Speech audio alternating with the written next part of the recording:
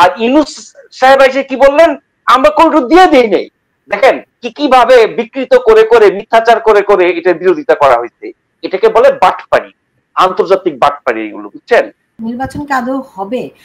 তিনি যে এপ্রিলে নিতে চান, আসলে কি নির্বাচন দেওয়ার জন্য নিতে চান, নাকি তিনি আসলে সময় কোনোভাবে পার করে আরো বেশি জল ঘোলা করে সবকিছু বন্ধ করে দিতে চান? আবার অনেকে বলছিলেন ডিসেম্বরের পরে গেলে আর নির্বাচন হবেই না দেশে, সেই কারণে উনি ডিসেম্বরের পরে যেতে চান, এবং একটা যুদ্ধের ব্যাপার হতে পারে বাংলাদেশের মধ্যে। অনেকগুলো ফ্যাক্টর এখানে কাজ করছে, ফলে সব মিলিয়ে আমরা দৃশ্যমান কিছু দেখতে পাচ্ছি না। নির্বাচনের তারিখ ঘোষণা করা বা এই তারিখ নিয়ে একটা সমঝোতা হয় নির্বাচন হয়ে যাবে এই নিশ্চয়তা দেওয়া যায় না। অনেক কিছু করতে পারে।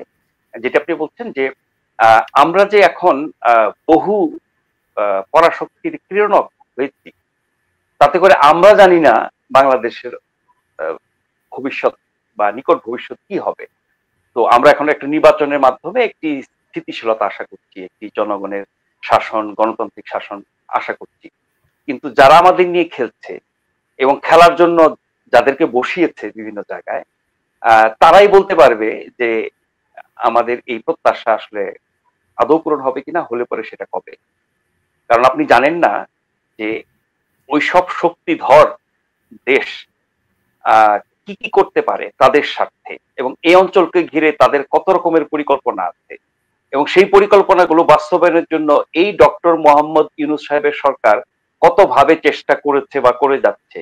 দু চারটা বিষয় সামনে এসেছিল, সেগুলোকে এখন মনে হচ্ছে একরকমের ধামাচাপা দেওয়া হয়েছে। আপনি দেখেন এই সবশেষ ঈদ উপলক্ষে ভাষণে ডক্টর মোহাম্মদ ইউনূস এই করিডোর নিয়ে যে কথাগুলো বললেন, আবারও বলছি অসত্য বলেছেন, সম্মান রেখে বলছি। আর যদি খাস বাংলা ভাষা বলি, উনি মিথ্যাচার করেছেন। এই করিডোরের কথা আমরা তো জানতাম না, দেশের মানুষ জানত না। এই করিডোরের কথা প্রথম আপনারাই বলেছেন, মানে ডক্টর ইউনূসের সরকার বলেছেন। ওনার পররাষ্ট্র উপদেষ্টা, যিনি মোস্ট অ্যাপ্রোপ্রিয়েট পারসন এই সরকারে, তিনি প্রথম বলেছেন যে জাতিসংঘ এ ব্যাপারে প্রস্তাব দিয়েছে একটি করিডোর করার জন্য, মিয়ানমারের রাখাইনে ত্রাণ সহায়তা দেওয়ার জন্য।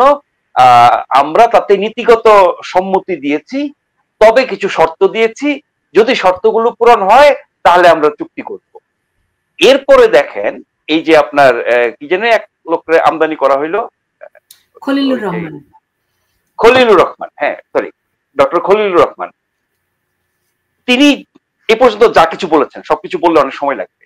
তারপর ডক্টর ইউনূস নিজে যা বলেছেন, ডক্টর ইউনূসের সবশেষ বক্তব্য দিয়ে উনি জাতির উদ্দেশ্যে ভাষণে বলেছেন যে আমরা কোন করিডোরে, আমরা কাউকে করিডোর দেই নাই, বলা হচ্ছে আমরা করিডোর দিয়ে ফেলছি। এটা চীনে কান নিয়ে যাওয়ার মতো অবস্থা।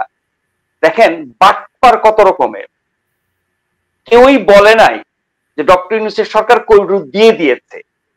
যারা বিরোধিতা করেছে সকল রাজনৈতিক দল, সকল মহল, সকল ধরনের নিরাপত্তা বিশেষজ্ঞ, কূটনীতি বিশেষজ্ঞ, এবং বাংলাদেশ নিয়ে যারা ভাবেন, চিন্তা করেন, বাংলাদেশের স্বার্থ নিয়ে কথা বলেন, সকল মানুষ, এমনকি একমাত্র ব্যতিক্রম এই একটা বিষয়ে ডক্টর ইউনূসের প্রিয় দল এনসিপি এটার বিরোধিতা করেছে, যদিও খুব হালকার উপর দিয়ে ঝাপসা, কিন্তু তারাও এটার বিরোধিতা করছে। এখন এই করিডোরের ব্যাপারে সমালোচনাটা কেন এসেছে? যে জাতিসংঘের মহাসচিব এসে প্রস্তাব দিল, তার প্রেক্ষিতে পররাষ্ট্র উপদেষ্টা এই কথা বলল, এরপরে যখন ব্যাপক সমালোচনা শুরু হইলো, করিডোর দিলে আমাদের কি কি সমস্যা হবে, জাতীয় নিরাপত্তা থেকে শুরু করে স্বাধীনতা, সার্বভৌমত্ব, আমরা মিয়ানমারের সাথে ছায়াযুদ্ধে জড়িয়ে পড়বো, এই আঞ্চলিক যত পরাশক্তি আছে, আন্তর্জাতিক পরাশক্তি আছে, তাদের লক্ষ্যবস্তুতে পরিণত হব, হ্যান ত্যান মেলা বিশ্লেষণ আমরা শুনেছি না এতদিন। সবকিছু কিন্তু বলা হয়েছে যদি সরকার করিডোর দেয় তাহলে আমাদের এই বিপদ হবে, তাই দেওয়া উচিত না। কেউই বলেন আপনি দিয়ে দিয়েছেন, কিন্তু ইউনূস সাহেব কি করলেন?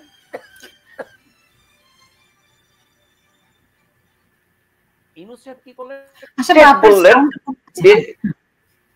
না সরি, আমার একটা কল ছিল, কেটে দিয়েছি। ইউনূস সাহেব বললেন যে আমরা তো দেই নাই। আরে ভাই, আপনি দিয়েছেন এ কথা তো কেউ বলে নাই। আপনার উপদেষ্টার বরাদ দিয়ে সবাই বলেছে যে আপনারা নীতিগত অনুমোদন দিয়েছিলেন, নীতিগত সিদ্ধান্ত নিয়েছেন, হাইকোর্ট নীতিগত সিদ্ধান্ত।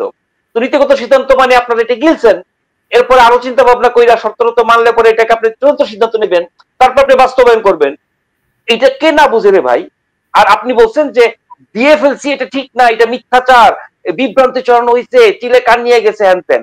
তাহলে কত বড় বাটপার হইলে দেখেন, এই যে আপনার উপদেষ্টা তহিদ হোসেনের কথার পরে খলিলুর রহমান এটার নানান ভাবে বিকৃত করছেন, অস্বীকার করেছেন, মিথ্যাচার করেছেন। তিনিও বলেছেন না আমরা কোনো চুক্তি করি নাই, আমরা কোনো চুক্তি করি নাই। আরে বেটা, চুক্তি করার কথা তো কেউ বলে নাই। তোমার সহ তোমার সহকর্মী উপদেষ্টা পরিষদে এই তহিদ হোসেনের বরাত দিয়ে সবাই বলেছে যে সরকার নীতিগত সিদ্ধান্ত নিয়েছে, ওইটার বিরোধিতা করছে। আর খলিলুল্লাহ এসে কি বললেন যে আমরা তো ডিল করি নাই।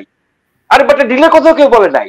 আর ইউনূস সাহেব এসে কি বললেন, আমরা কোনটু দিয়ে দিই নাই। দেখেন কি কিভাবে বিকৃত করে করে, মিথ্যাচার করে করে এটার বিরোধিতা করা হয়েছে। এটাকে বলে বাটপাড়ি, আন্তর্জাতিক বাটপাড়ি এগুলো, বুঝছেন? তো এটা থেকে আপাতত মনে হয় একটু রেহাই নিয়েছে, একটু দূরে থাকছে। কিন্তু বন্দরের ব্যাপারে এখানেও কিন্তু সবাই দ্বিমত করছে, সবাই বিরোধিতা করছে। বন্দরের ব্যাপারে ডক্টর ইউনূসের সবশেষ ভাষণে যা বলছেন, এটা তো খুবই নিকৃষ্ট একটা কথা বলছেন। তিনি বলছেন যারা বন্দর বিদেশি কোম্পানিকে দেওয়ার বিরোধিতা করে তাদেরকে আপনি প্রতিহত করেন। তার মানে উনি বিএনপি সহ যতগুলো দল বন্দরের বিরোধিতা করছে এদেরকে প্রতিহত করতে বলছেন। কারা প্রতিহত করবে? উনার পোষ্য মব সন্ত্রাসীরা। আনলে কারা প্রতিহত করবে? বাকি সব দলই তো বিরোধিতা করছে। তো এই হচ্ছে ওনার বাটপাড়ি আর কি। তো ফলে এই যে দুটো বিষয় নিয়ে এতদিন আলোচনা হলো, এই দুটো তো আমরা জানি যে এটা হচ্ছে বাইরের শক্তির ইচ্ছার বাস্তবায়নের চেষ্টা উনি করছিলেন, পারেন নাই বা আটকে গেছেন। এরকম যে আরো অনেক খেল, ঝুলার ভিতরে আরো অনেক মানে কি বলবো ফর্মুলা ওনার নাই, এটা তো আমরা জানি না। ফলে ওইসব ফর্মুলা যখন আসবে, প্রথম ছোট করে চিকন করে আস্তে আস্তে মোটা হবে, তাজা হবে, এরপরে মাঠে ছাড়বেন, তারপরে এটা নিয়ে হাউকাউ হবে। এরকম খেলা তো আরো হতে পারে। যদি ওরকম খেলা চলতে থাকে, আর নতুন খেলা আসতে থাকে, তাহলে নির্বাচন হবে কিভাবে? তখন তো নির্বাচন থিয়া সবাই বলবে ভিক্ষা লাগবে কুত্তা টেকাও। আর নির্বাচন দরকার না, আগে দেশ বাঁচাও, আগে বিদেশি শক্তি প্রতিহত করো, বিদেশি শক্তির যারা দালাল আছে এখানে তাদেরকে প্রতিহত করো, যারা দেশের দায়িত্ব নিয়ে, জনগণের দায়িত্ব নিয়ে অন্য দেশের স্বার্থ রক্ষা করে তাদেরকে আগে খেদাও। অনেক এজেন্ডার সামনে চলে আসতে পারে। ফলে তখন নির্বাচন মুখ্য বিষয় হবে না, এটা একটা। আর যদি ধরলাম ওরকম কিছু হলো না, নির্বাচন এই সরকার সুষ্ঠুভাবে করতে পারবে না। কেন পারবে না?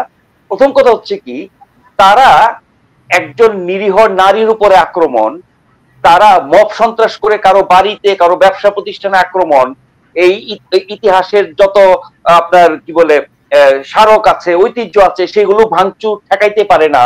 সেগুলো কি করিয়া সারা দেশে নির্বাচন শান্তিপূর্ণভাবে অনুষ্ঠান করিবে? প্রশ্নই ওঠে না।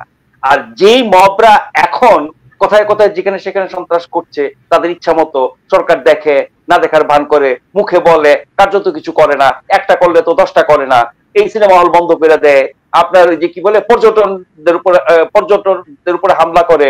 ভাই, পার্বত্য চট্টগ্রাম বা আমাদের ওই অঞ্চলের বাস্তবতা কি কি কি ঘটছে সেখানে, এগুলো তো সবাই জানে। তো এরকম একটি সরকারের পক্ষে সারা দেশে নিরাপত্তা নিশ্চিত করে শান্তিপূর্ণভাবে প্রত্যেকটি ভোটারকে নিশ্চিন্তে এবং নির্বিঘ্নে ভোট দিতে পারার ব্যবস্থা করতে পারবে, এটা বিশ্বাস করার কোনো কারণ নেই। তারপরে হচ্ছে এটা হলো শান্তিপূর্ণ ভোট এবং এখন আপনি বলেন, শেখ হাসিনা আওয়ামী লীগ জঘন্য কাজ করেছে। তো আওয়ামী লীগ যারা পছন্দ করে, যারা ভোট দেয়, তারা কি জঘন্য কাজ করেছে? কোন আইনে আপনি তাদেরকে শাস্তি দেবেন? আওয়ামী লীগের কত ভোট এই মুহূর্তে আছে জানি না। অতীতের ভালো নির্বাচনের ভোটের হিসাব করলে সেটা মানে 4-5 কোটি, ধরলাম কমে টমে 3 কোটি হয়েছে। এই 3 কোটি মানুষকে আপনি কোন আইনে, কোন অধিকারে বঞ্চিত করবেন? তাদেরকে ভোট দিতে দিবেন না, তাদের কোনো প্রার্থী থাকতে দিবেন না। এবং সেই মানুষগুলোকে বাদ রেখা, এই যে চাটাম হাউসের ডায়লগে কিন্তু একটা প্রশ্ন করছিল একটা মেয়ে, যে আপনি জাতীয় ঐক্য কিভাবে তৈরি করবেন একটা বিশাল জনগোষ্ঠীকে আলাদা করে, ভাগ করে, তাদের প্রতি বিরূপ আচরণ করে। সেটা তিনি জবাব দেন নাই। কিন্তু হ্যাঁ, আমরা জুলাই সনদ করিতেছি, আমরা জাতীয় ঐক্য করে ফেলতেছি। আরে ভাই, আপনি আর মামুরা বললে এক হয়ে গেলে কি জাতীয় ঐক্য হয়ে গেল? আপনি এনসিপি জামাত বসে একটা কিছু করে ফেলে জাতীয় ঐক্য হয়ে গেল? আপনি এমনকি সকল রাজনৈতিক দল যারা এখন ক্রিয়াশীল আছে, মানে আওয়ামী লীগ এবং তার সহযোগীদের বাদ দিয়া, যাদের নিয়ে উনি এখন মানে মিটিং টিটিং করেন, কথা বলেন, তাদের সবাইকে এক করলে কি জাতীয় ঐক্য হয়ে গেল? এই সবগুলো দল মিলে কি আমাদের 18 কোটি মানুষকে রিপ্রেজেন্ট করে? এই দলগুলোর মধ্যে সবচেয়ে বড় দল হচ্ছে বিএনপি। বিএনপি সর্বোচ্চ ভোটের রেকর্ড হচ্ছে 40%। কতজন ভোটারের 40%-এর ভোট তারা পায়? তাহলে মোট জনসংখ্যার কত পার্সেন্টকে বিএনপি রিপ্রেজেন্ট করে, সবচেয়ে বড় দল, বাকিদের তো হিসাবই আনা যাবে না। তাহলে আপনি জাতীয় ঐক্য বলতে তো 18 কোটি মানুষের ঐক্য, 18 কোটি মানুষকে আপনি আস্থায় নিয়ে তাদের স্বার্থ, তাদের কি বলবো চাওয়া পাওয়া অধিকার নিশ্চিত করার মতো আপনাকে উপযোগী পরিবেশ তৈরি করবেন। আমরা বহু বছর শুনেছি না রাজনীতিতে যে জাতিকে বিভক্ত করা, জাতিকে বিভক্ত করা, করেছে। আওয়ামী লীগ জাতিকে বিভক্ত করেছে, বিএনপি জাতিকে বিভক্ত করেছে। ইউনূস সাহেব জাতিকে যেভাবে বিভক্ত করেছে, মাশাআল্লাহ, ওনার ধারে কাছে কেউ আসতে পারবে না। এবং আওয়ামী লীগ বিএনপির বিভক্তি কিন্তু বেশি দূর থাকে নাই, আবার মিলেমিশে হয়ে গেছে। কারণ আওয়ামী লীগ বিএনপির আত্মীয়তা, বন্ধু বান্ধব, পাড়া প্রতিবেশী নানান ভাবে সম্পৃক্ত, অত রাজনৈতিক বিরোধ আছে, কিন্তু মানুষ হিসেবে একই দেশে বাস করে, একই দেশে রাজনীতি করে, পাশাপাশি থাকে, আত্মীয় স্বজন, বিয়ের সাথে বহুবিধ সম্পর্ক আছে। তাদের এই বিরোধ কিন্তু চিরস্থায়ী হয় না। ডক্টর ইউনূস যে বিভেদ তৈরি করে দিচ্ছেন, এইটা কত বছর থাকবে আল্লাহ জানে। এবং এই বিভক্তি নিয়ে এই দেশ আদৌ কতটা আগাতে পারবে এবং স্বাভাবিকভাবে দেশ এগিয়ে যেতে পারবে, এটা নিয়ে যথেষ্ট সন্দেহ আমার আছে। আপনি বিভক্তি কথা বলছেন তো, ডক্টর ইউনূস আপনি বলেন না যে আওয়ামী লীগ বিএনপি বিভক্তি করেছে, দেশি বিভক্তি, ডক্টর ইউনূসের বিদেশি বিভক্তি মনে হয়। সাইফুল আলম চৌধুরী, সেই ক্ষেত্রে এই যে হতে পারে ওটা ওটা উন্নত উন্নত মানের আন্তর্জাতিক মানের বিভক্তি। হ্যাঁ, আন্তর্জাতিক মানের বিভক্তি। বিএনপি কি এই সব দায় মাথায় নিবে? দেখেন, বিএনপি প্রতি ডক্টর ইউনূসের সরকারের যে মনোভাব, যে আচরণ, যে ব্যবহার আমরা দেখেছি, সরকার সরাসরি করেছে এবং সরকারের হয়ে এনসিপি করেছে। তারপরও কিন্তু বিএনপি তার প্রত্যুত্তরে তেমন কিছু করে, সমালোচনা করেছে, কথা বলেছে, কিন্তু যেই ধরনের আঘাত করা হয়েছে তাদেরকে, যেটি রাজনৈতিক ভাবে বলছি, প্রত্যাঘাত সেভাবে হয় নাই। অনেক ধৈর্য, সহিষ্ণুতা প্রমাণ দিয়েছে, বড় দল হিসেবে এটা দায়িত্বশীল আচরণ করেছে, ঠিক আছে। কিন্তু আপনি এই যে ডিসেম্বরে নির্বাচন হতেই হবে, এই কথা যেদিন বিএনপির ভারপ্রাপ্ত চেয়ারম্যান বললেন, এবং তার আগের কাহিনীগুলো আমরা জানি, যে ইশরাককে দায়িত্ব না দেওয়া থেকে শুরু করে আরো নানান জায়গায় বিএনপির প্রতি যেসব বিএনপি বিরোধী যেসব কথাবার্তা আমরা এনসিপি, মানে মোট কথা বিএনপি কে মাইনাস করে দিতে চেয়েছে। এক্স্যাক্টলি। আমি ওই কথাটা এর আগে একটুখানি এসে পরে মিস করে ফেলেছি, যে অভ্যুত্থানের পরে এই আমাদের ছাত্র নেতারা আওয়ামী লীগের কাতারে বিএনপিকে ফেলে দিয়েছিল, এবং কিছু কিছু স্লোগান নিশ্চয়ই আপনার মনে আছে, কি এক সাপের দুই বিষ, নৌকার ধানের শীষ, নৌকাকে আওয়ামী লীগ গেছে যে পথে, বিএনপি যাবে সে পথে, মুজিবাদ, জিয়াবাদ, বরবাদ, এগুলো তো মনে আছে আমাদের। তার মানে ওরা চেয়েছিল গোটা বাংলাদেশের মালিক হয়ে যেতে, এবং তাদের কথা এবং আচরণে কিন্তু তাই মনে হয় তারা বাংলাদেশের মালিক। অথচ তারা যাকে সরল আন্দোলন করে সেই মানুষটার অপরাধী ছিল, সে দেশের মালিক বনে গেছে। এখন তারা দেশের মালিক, মানে আমি এক মালিকরে হটাই দিয়ে আরেক মালিক হয়ে গেছে আর কি। ওই যে দেখবেন বাংলা সিনেমাতে দেখায়, কোন এক এলাকার সন্ত্রাসী সে পুরো এলাকা নিয়ন্ত্রণ করে, এখন আরেক সন্ত্রাসী এসে তাকে যখন মেরে ফেলে, মানে তাকে পরাস্ত করে বা তাকে শাস্তি দেয়, তখন সে আবার ওই কর্তৃত্ব নিয়ে আবার সে একই কাজ করতে থাকে। তার মানে যে সরকার দেশের মালিক বনে গিয়ে জনগণের স্বার্থ দেখতো না, তাদেরকে আপনি সরিয়ে আপনি নিজে মালিক হয়ে গেছেন। কিন্তু যাকে সরাইছেন সে তো ছিল হাতির মতো মালিক, আপনি তো চামচিকার মতো মালিক। তাহলে আপনার এই মালিকানা কিভাবে প্রতিষ্ঠিত হবে, যেখানে হাতির মালিকানা টিকে নাই? তো বিএনপিকে কিন্তু শুরু থেকেই এই শক্তি, অভ্যুত্থানকারী শক্তি বা তাদের একটা অংশ, বা যারা এনসিপি করছেন, বা যারা আপনার যে উপদেষ্টা হিসেবে আছেন, তারা বিএনপিকে আওয়ামী লীগের কাতারে ফেলে দেওয়ার একটা চেষ্টা করেছে, ওই ভাষায় তাদেরকে আক্রমণ করেছে। এইটা গত কিছুদিন সংস্কার এবং নির্বাচন নিয়ে আরো ব্যাপক আকার ধারণ করেছে, এবং এই কাজগুলো সরকারের একরকমের মনোসমর্থনে হয়েছে। কারণ যখন এই এনসিপি বা এই উপদেষ্টা তো সরকারের অংশ এই বিএনপিকে এইভাবে আক্রমণ করে, তখন কিন্তু সরকার চুপ থাকে, তাদেরকে নিবৃত করে না, বা এই ব্যাপারে সরকারের অবস্থান কি আমরা বুঝতে পারি না। এটা একটা আজব সরকার। আজব তো এমনিতেই অন্তর্বর্তী সরকার বাংলাদেশে কখনো ছিল না, তত্ত্বাবধায়ক ছিল। যাই হোক, তো আমি বলছি যে সেই সরকারের সিদ্ধান্ত কি, বা সরকার বলতে কোনটাকে বোঝায়?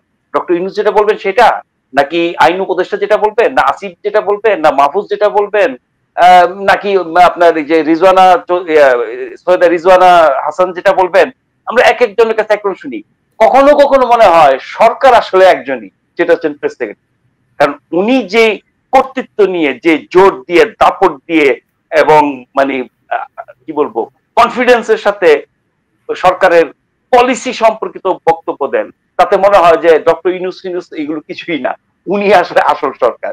তো ফলে সামষ্টিকভাবে আমরা কিন্তু সরকারের অবস্থান অনেক সময় বুঝতে পারি না, এক একজনের এক এক কথা এক এক অবস্থানের কারণে। তো সেই জায়গায় বলছি যে এই সরকারও যখন বিএনপির ব্যাপারে এই ধরনের অবস্থান নেয় বা এই ধরনের অবস্থানকে সমর্থন করে বা তার প্রতিবাদ করে না, দাবি দেওয়ার ব্যাপারে তুচ্ছতাচ্ছিল্য করে, বিএনপি সহ যেখানে 50টার বেশি দল ডিসেম্বর নির্বাচন চেয়েছে, উনি ইয়েতে গিয়ে বললেন, জাপানে গিয়ে বললেন একটি মাত্র দল। এটা কি বিএনপিকে তুচ্ছতাচ্ছিল্য করা, অপমান করা, হেয় করা না? আরো অনেক বিষয় এরকম উদাহরণ দেওয়া যায়। সেদিক থেকে বিএনপির ভারপ্রাপ্ত নেতা ওনার সাথে বসতে চেয়েছেন এবং সমঝোতা আসতে চেয়েছেন, এইটা ডক্টর ইউনূসকে উনি ফেভার করছেন।